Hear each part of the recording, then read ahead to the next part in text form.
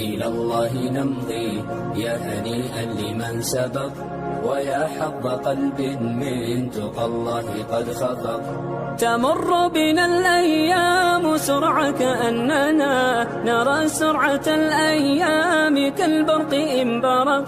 فإن كنت ذا لب حصيف وحكمة فلا تجعل الأيام تمضي كما سبق.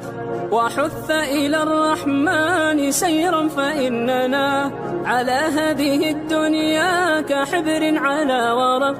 وحث إلى الرحمن سيرا فإننا على هذه الدنيا كحبر على ورق. سئمت تكاليف الحياة ومن يعيش حريصا على الدنيا يعيش على أرق. ولا تصحب المجنون حال جنونه وإن قلت إلا فالمصير إلى نفق.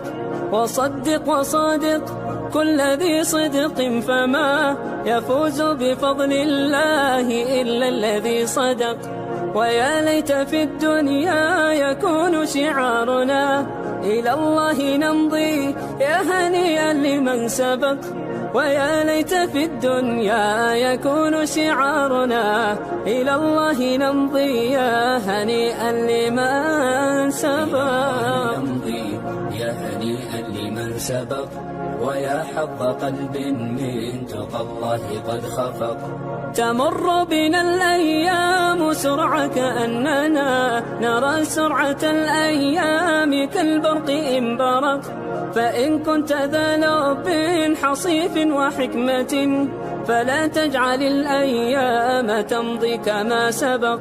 وحث إلى الرحمن سيرا فإننا على هذه الدنيا كحبر على ورق. وحث إلى الرحمن سيرا فإننا على هذه الدنيا كحبر على ورق. سئمت تكاليف الحياة ومن يعيش حريصا على الدنيا يعيش على أرق. ولا تصحب المجنون حال جنونه وإن قلت إلا فالمصير إلى نفق. وصدق وصادق كل ذي صدق فما يفوز بفضل الله إلا الذي صدق. ويا ليت في الدنيا يكون شعارنا إلى الله نمضي يا هنيئا لمن سبق. ويا ليت في الدنيا يكون شعارنا إلى نور على مر الزمان تألقا وأضاء للدنيا طريقا مشرقا وهدى من الرحمن يهدينا به للصالحات وللمكارم والتقى.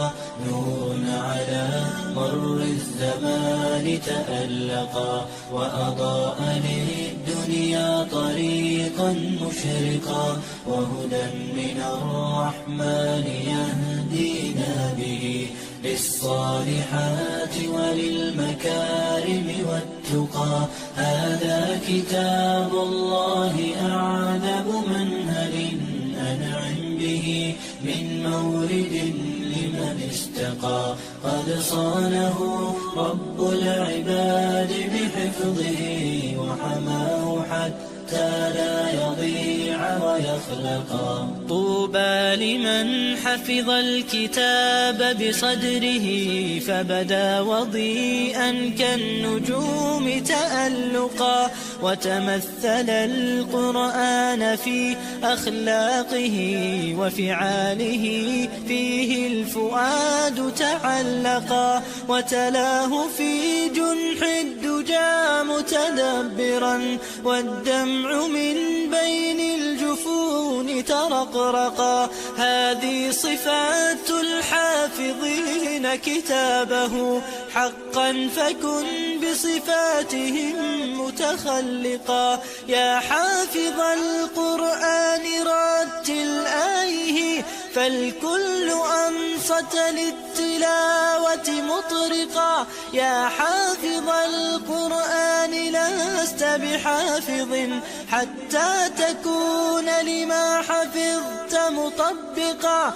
ماذا يفيدك أن تسمى حافظا وكتاب ربك